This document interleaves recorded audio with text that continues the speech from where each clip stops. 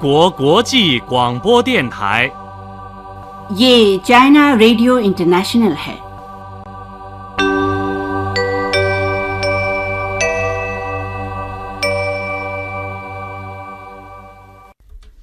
यह China radio international है। श्रोता दोस्तों, अब हमारा हिंदी कार्यक्रम आरंभ होता है। आज के इस कार्यक्रम में समाचारों के बाद साप्ताहिक कार्यक्रम विश्व का आईना चीनी समाज प्रस्तुत किए जाएंगे। अंत में होगा चीनी कहानी कार्यक्रम।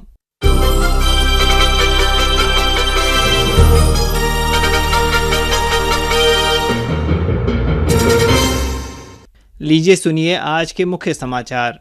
शी जिनपिंग ने इमैनुअल मैक्रों से फ़ोन पर की बातचीत। ब्रिक्स स्वास्थ्य मंत्रियों का 12वां सम्मेलन आयोजित और चीन ने महाशक्तियों से बाहरी अंतरिक्ष में आधिपत्य न रखने का संकल्प लेने का आग्रह किया।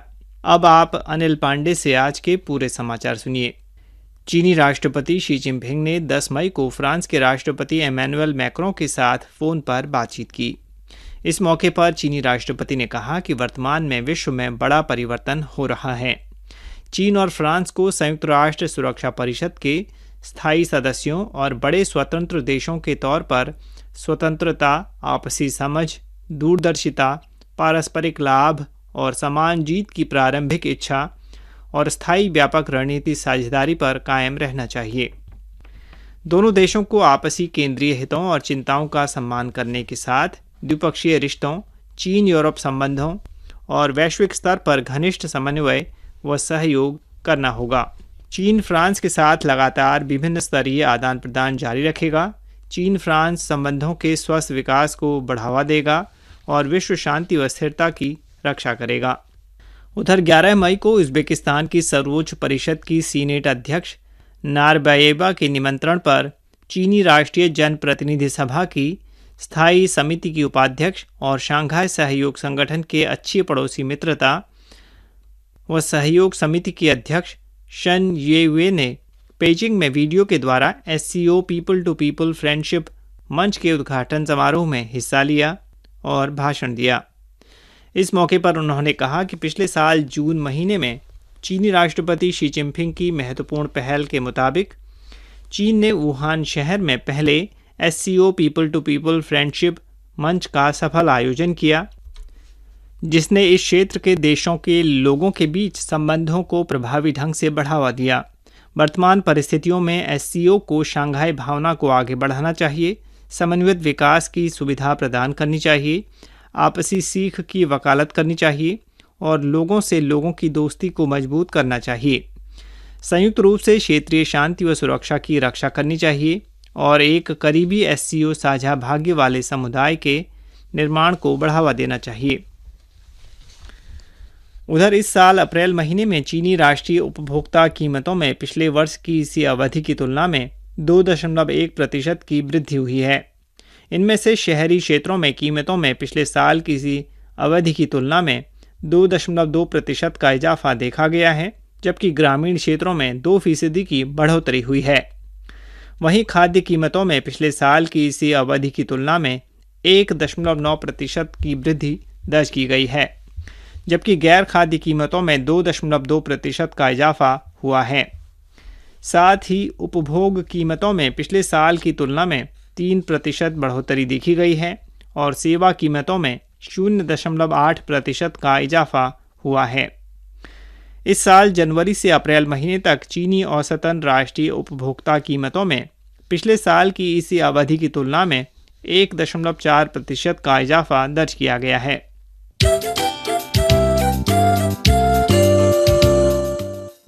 उधर ब्रिक्स के वर्तमान अध्यक्ष देश के रूप में चीन ने 10 मई को ब्रिक्स स्वास्थ्य मंत्रियों के 12वें सम्मेलन की वीडियो के तौर पर सफल मेजबानी की। ब्रिक्स स्वास्थ्य मंत्रियों और विश्व स्वास्थ्य संगठन यानी WHO के उप महानिदेशक समेत 70 से अधिक प्रतिनिधियों ने इस सम्मेलन में शिरकत की। ब्रिक्स देशों के प्रतिनिधियों ने कोरोना महामारी की रोकथाम और नियंत्रण, स्वास्थ्य प्रणाली निर्माण और डिजिटल स्वास्थ्य जैसे विषयों पर गहन रूप से विचार विमर्श किया। इस सम्मेलन में ब्रिक्स देशों में बड़े पैमाने पर संक्रामक रोगों की रोकथाम के लिए पूर्व चेतावनी प्रणाली से संबंधित कार्य शुरू करने पर सहमति कायम हुई और 12वें ब्रिक्स स्वास्थ्य मंत्रियों की बैठक की घोषणा को सैद्धांतिक रूप से पारित किया गया। चीनी राष्ट्रीय स्वास्थ्य आयोग के निदेशक मा स्याओवे ने 2011 में पेजिंग में आयोजित पहले ब्रिक्स स्वास्थ्य मंत्रियों की बैठक के बाद से लेकर अब तक प्राप्त प्रगति की समीक्षा की और कहा कि चीन ने महामारी रोधी सामग्री और टीके प्रदान कर चिकित्सा विशेषज्ञ टीमों को भेजने आदि व्यवहारिक कार्रवाइयों के माध्यम से वैश्विक महामारी रोधी सहयोग में सकारात्मक योगदान दिया है।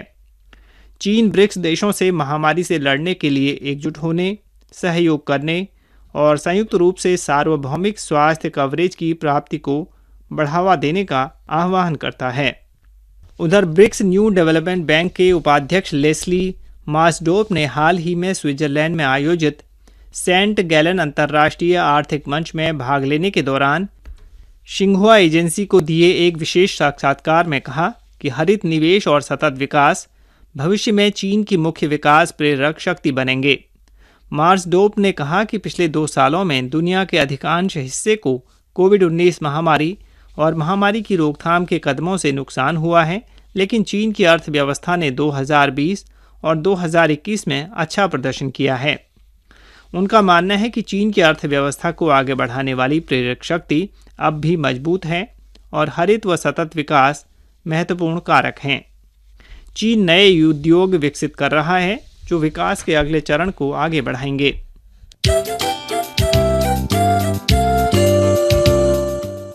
उधर स्थानीय समय के मुताबिक 10 मई को जिनेवा में आयोजित संयुक्त राष्ट्र संघ की जिम्मेदार बाहरी अंतरिक्ष के लिए आचार संहिता की खुली कार्य बैठक में चीनी निशस्त्रीकरण दूत ली सोंग ने बाह्य अंतरिक्ष सुरक्षा परिस्थिति और बाह्य अंतरिक्ष सैन्य होड़ जैसे सवालों पर चीन के रवैये और रुख पर प्रकाश डाला। ली सोंग ने अंतर्राष्ट्रीय समुदाय से समान और व्यापक बाहरी अंतरिक्ष की सुरक्षा की समान रक्षा करने की अपील की है। उन्होंने जोर देते हुए कहा कि जिम्मेदार बाह्य अंतरिक्ष के लिए आचार संहिता के लिए यह प्राथमिकता है कि बड़े राष्ट्रों को बाहरी अंतरिक्ष में आधिपत्य न रखने और बाह्य अंतरिक्ष का नेतृत्व न करने का संकल्प लेना चाहिए। इसके साथ ही उन्होंने कहा कि चीन निशस्त्रीकरण के बहाने एक तरफा तौर पर सैन्य श्रेष्ठता का विस्तार करने की कार्रवाइयों का विरोध करता है और इसके साथ ही प्रासंगिक देशों से विविधतापूर्ण बहानों से बाह्य अंतरिक्ष में सैन्य नियंत्रण संधि की वार्ता में बाधा न डालने और जिम्मेदार रुख से वार्ता की प्रक्रिया में भाग लेने की अपील करता है। उधर साउथ चाइना मॉर्निंग पोस्ट अखबार ने हाल ही में एक लेख प्रकाशित किया है जिसमें कहा गया है कि चीन के प्रति अमेरिकी व्यापार युद्ध विफल रहा है। इससे चीन पर अमेरिका की निर्भरता कम नहीं हुई है, साथ ही वैश्विक आपूर्ति श्रृंखला को इसने अधिक जटिल और नाजुक बनाया है। लेख में कहा गया है कि अधिकांश अर्थशास्त्री इस विचार से सहमत हैं कि चीनी उत्पादों पर अतिरिक्त टैरिफ लगाना अप्रभावी है। चीनी उत्पादों पर शुल्कों ने प्रत्यक्ष या अप्रत्यक्ष तौर पर अमेरिकी उपभोक्ताओं को नुकसान पहुंचाया है। सबसे बुरी बात यह है कि इससे अमेरिका में 2,45,000 नौकरियां खत्म हुई और मुद्रास्फीति में इजाफा हुआ। लेख का मानना है कि अमेरिकी राष्ट्रपति जो बाइडेन को यह महसूस करने की ज़रूरत है कि इस व्यापार युद्ध में कोई विजेता नहीं है और इसे छोड़ने का समय आ चुका है। उधर चीन सरकार द्वारा सहायता के रूप में बेनिन को दी गई तीसरी खेप की महामारी रोधी वैक्सीन और चिकित्सा सामग्री हाल ही में बेनिन पहुंची। स्थानीय समय के मुताबिक 10 मई को इन सामग्री का सौंपने वाला समारोह बेनिन स्वास्थ्य मंत्रालय में आयोजित हुआ। बेनिन स्वास्थ्य मंत्रालय के कार्यालय के प्रभारी अकोबाटो ने इस मौके पर कहा कि चीन बेनिन जनता का एक अच्छा साथी और बड़ा भाई है। बेनिन सरकार और लोग चीन द्वारा दान के तौर पर दिए गए कोरोना वायरस टीकों और चिकित्सा उपकरणों का अच्छी तरह इस्तेमाल करेंगे।